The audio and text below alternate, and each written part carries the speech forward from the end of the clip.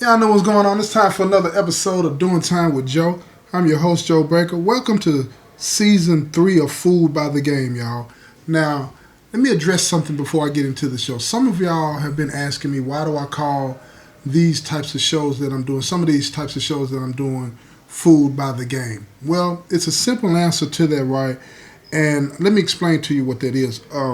I call these types of shows that I'm doing, Food by the Game, because a lot of people think that, especially people that get involved in criminal activities for whatever reason. I mean, people get involved for whatever reason. They have different reasons, but for whatever reason, they get involved in this, and they think that they have figured out a right way to do wrong or a better way to do something illegal, right? The truth is, there is no right way to do wrong, and I try to illustrate that through these stories that I tell, like, because, a lot of people go into situations not expecting to turn to crime as a solution or part of a solution to a problem that they may be having, right? But that is what happens. People fall into that trap and then they find themselves, stuck. They got fooled by the game. And sometimes that ends up with them going to prison. Sometimes it ends up in somebody dying. And that's just what it is. But that's why I call this Food by the Game, because I don't want anybody to get the misunderstanding of, when I tell these shows, because some of these shows I get very detailed about, what I'm saying, the ins and outs and the moves of the game and how things go. And some people might misinterpret that as me glorifying the game, because you might hear me, laughing or joking or whatever. But I'm going to keep it real with y'all. When I get into these storytelling moods, it takes me somewhere. And I don't want to hold anything back. I don't want it to be so scripted that you think I'm a robot. If it's funny, I'm going to laugh. If it was something that was slick, street slick is what I'm talking about, I might laugh. You feel what I'm saying? Not laughing because, I like that or I want that to happen to somebody, because sometimes, like I said in some of my other shows, sometimes stupid is funny, y'all. So that's why, I call this Food by the Game, because that's just what happens. People get fooled by the game. You think it's what it is, it's not. You know what I'm saying? That's why. So I just wanted to throw that in there real quick, right, and explain what I meant by that. But here's the thing. Here's the thing. I want to talk about, these guys that are friends, been friends for over 15 years, right? And they had a dream. Like a lot of us, when we're young like that, we have these dreams of wanting to be this, that, or third, or to start our own business. But these two friends, Brian and Leon, they had a dream of starting their own successful business when they were 15 years old. They wanted to cut hair. That was their passion. You know what I'm saying? So in this season, I'm going to share with you their story, how they grew up together, started their own barbershop, and then they found out, like a lot of people, that sometimes success attracts all kinds of people. And some of those people don't mean you any good. And they'll end up convincing you of doing something that you never imagined yourself doing. And before you know it, you're in it. You know what I'm saying? So that's what I'm going to be talking about in these episodes that I'm going to be doing in this season of Food by the Game. And I hope that you enjoyed, y'all. So get ready. This is going to be a wild one. So buckle up.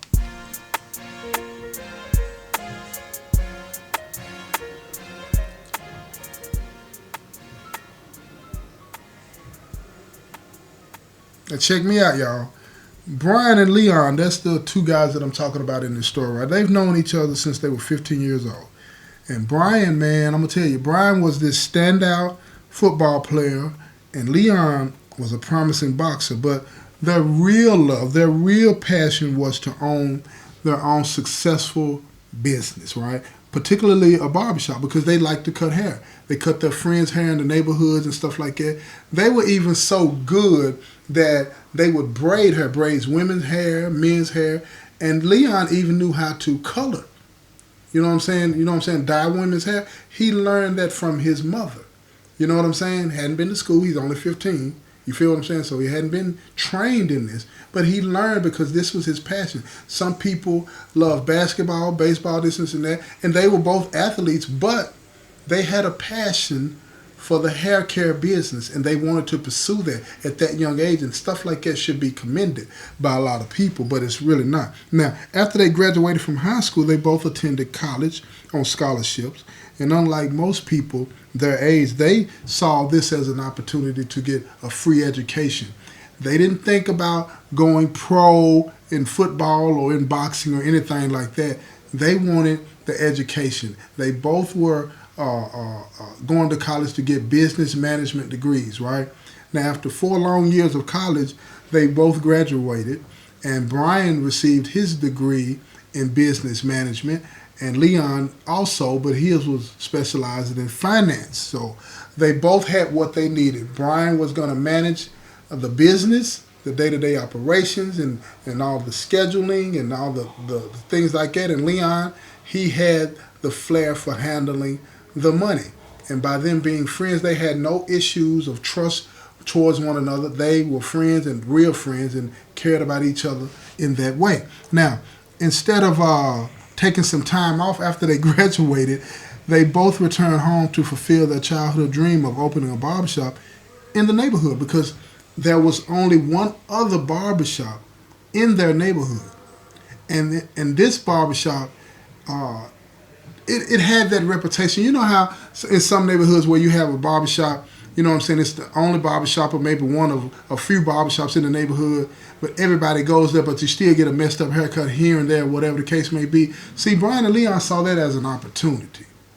They got their haircut there, and they appreciated the old heads that were there that showed them the way, because some of those guys in there mentored them and let them, you know what I'm saying, try their hand at it. And that's how they got, addicted to this particular lifestyle. So they appreciated what they learned from them, but they saw a business opportunity and they chose to pursue it when they got older, right? So when they came home, they're pounding the pavement. They're secretly looking for a building that would be big enough to house 10 chairs. It was very ambitious of them to want 10 chairs in the shop, because they were going to have to hire other people to be able to do the things that they wanted to do at the quality level that they wanted to do these things at. But again, they were very ambitious and very secretive, but they had no money.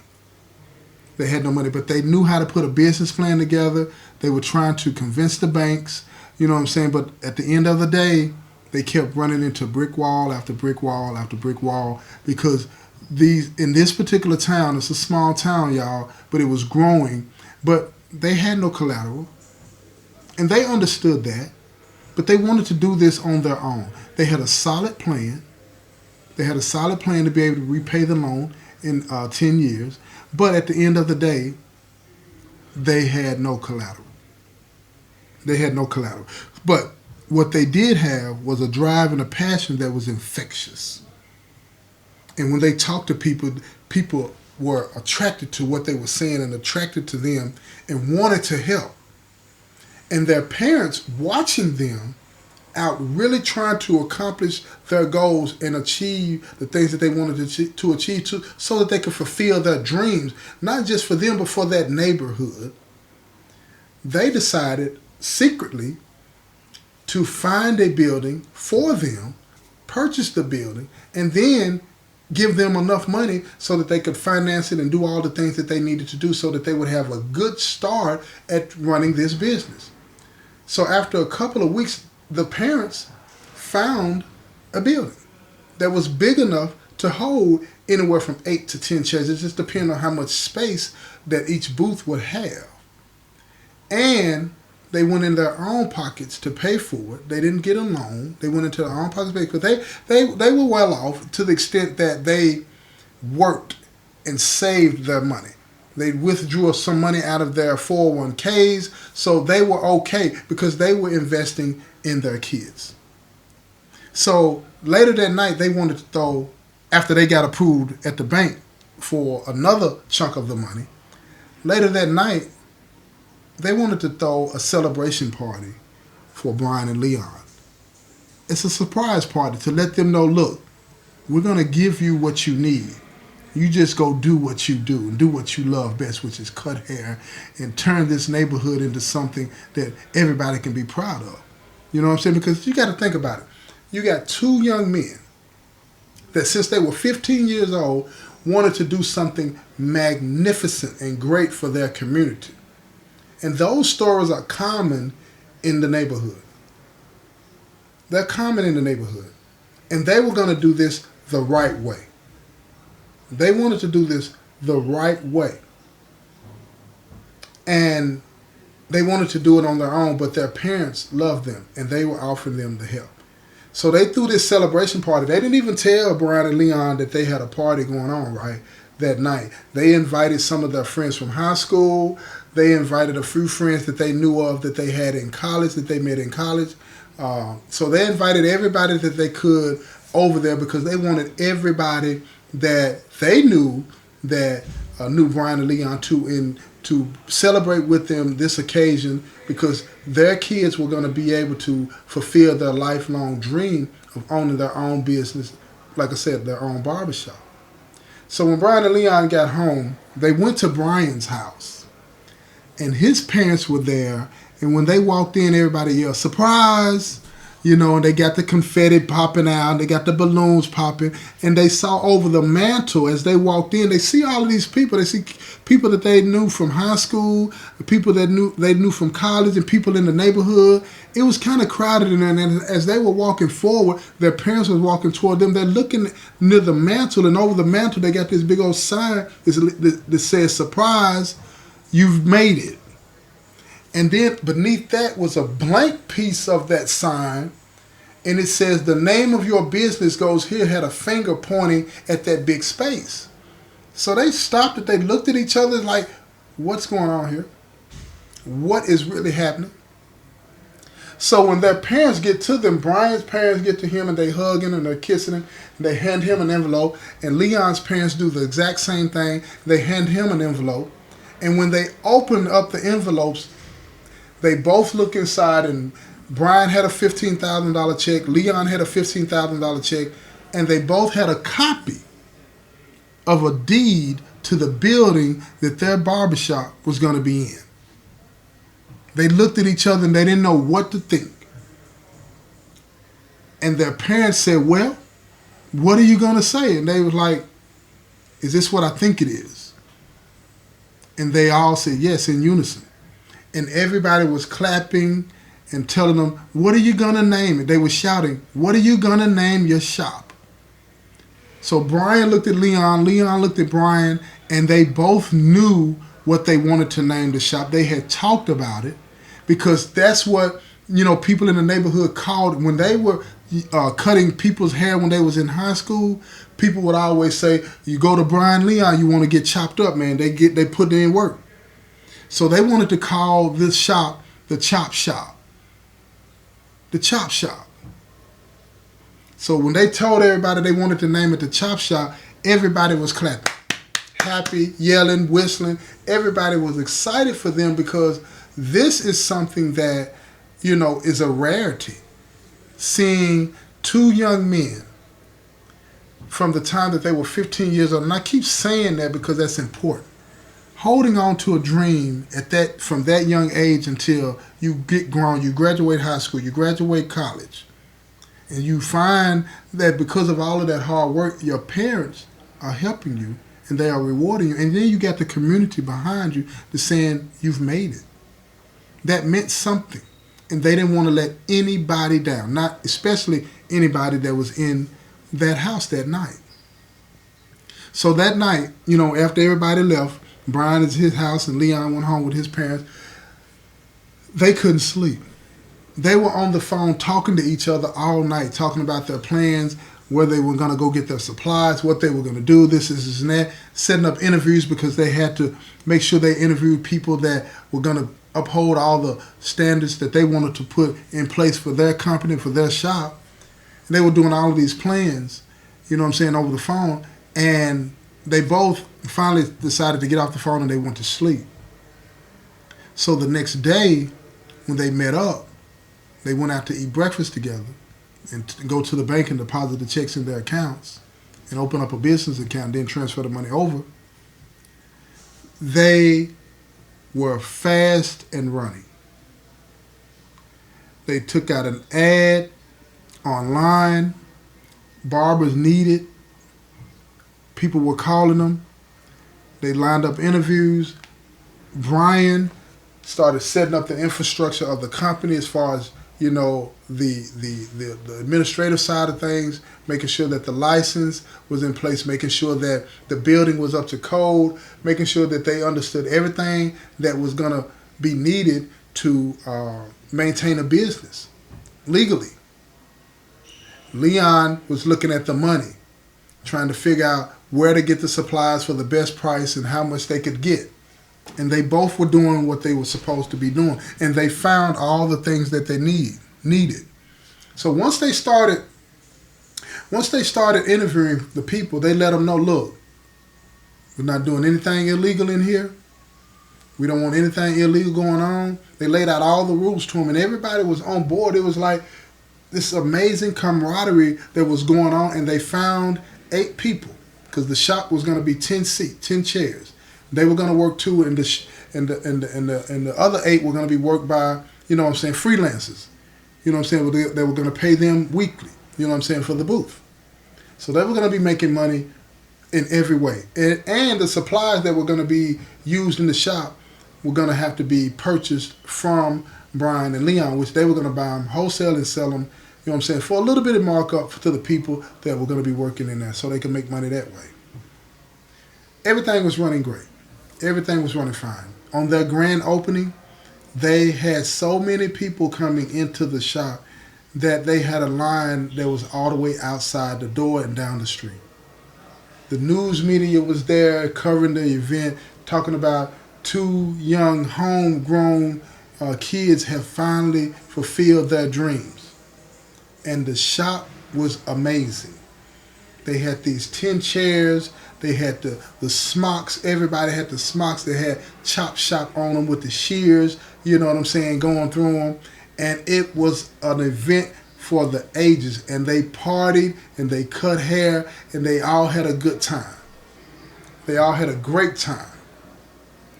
Now, as time went on, things don't always stay that way. Everything was going well until there was a fire.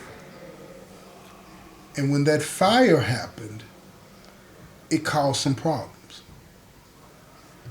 But they were ready for it. So it shut them down for about a week.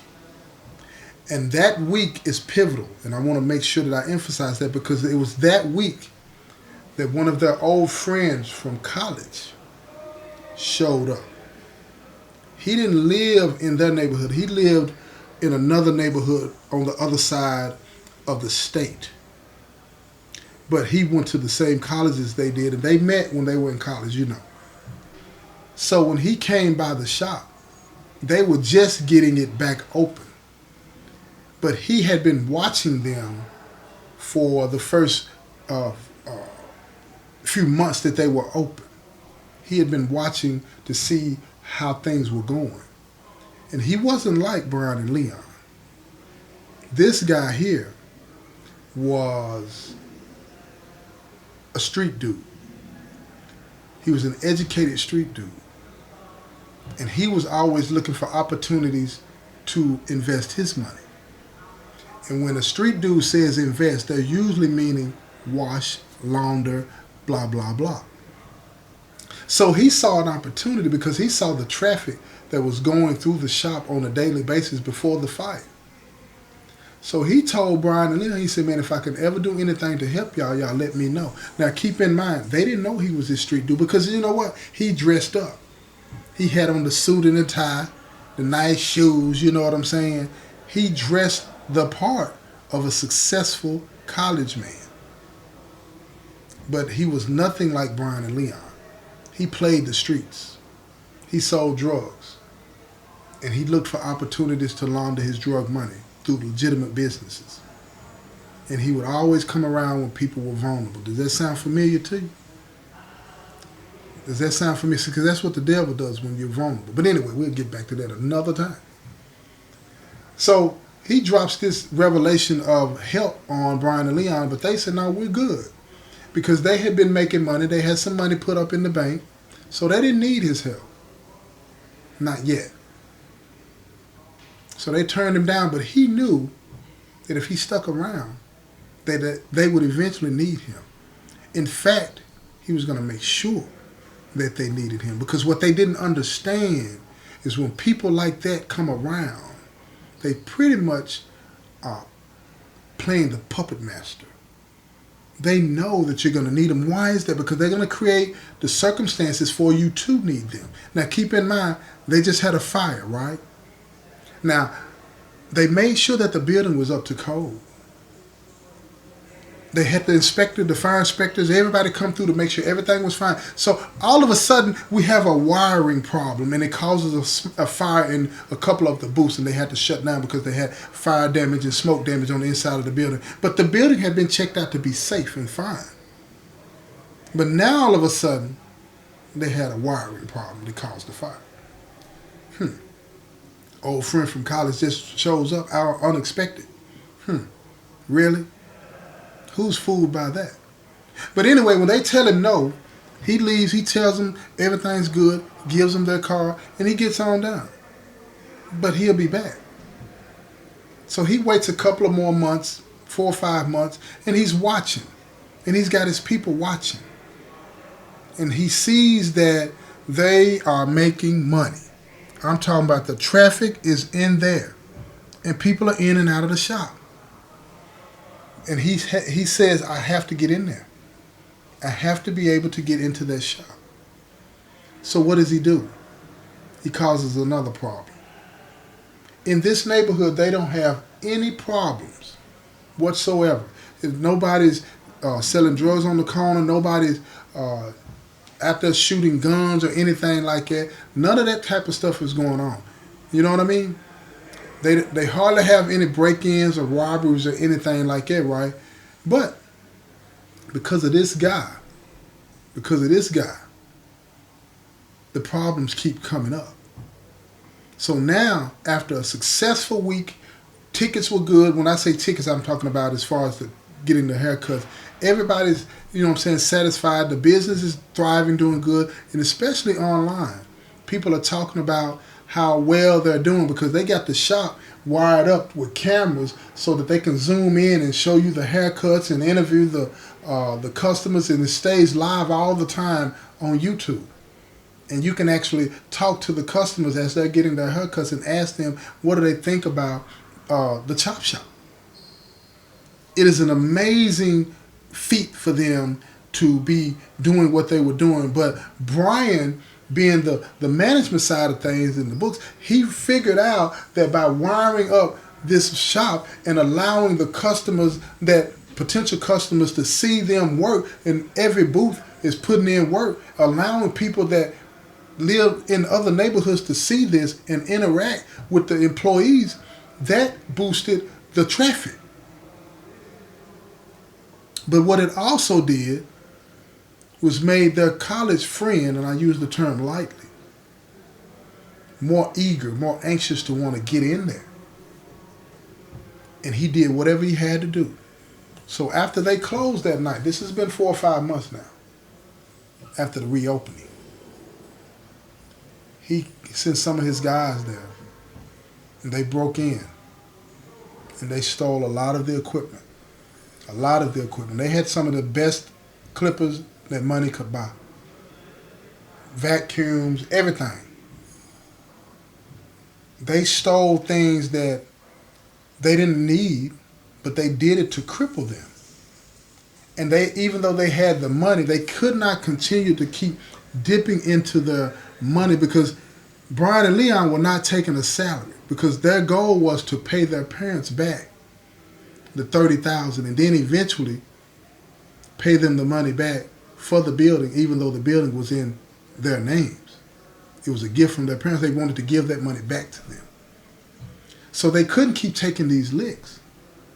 They couldn't. And here comes their friend. Here comes Reggie, y'all. Reggie is somebody that you don't want to meet, but we all do. We all do. Now check this out. I'm going to end this episode right here. But you got to check out the next episode so you can find out what Reggie is really all about and who he really is, right? Check it out now. This has been another episode of Doing Time with Joe. I'm your host, Joe Baker, and I say peace, y'all.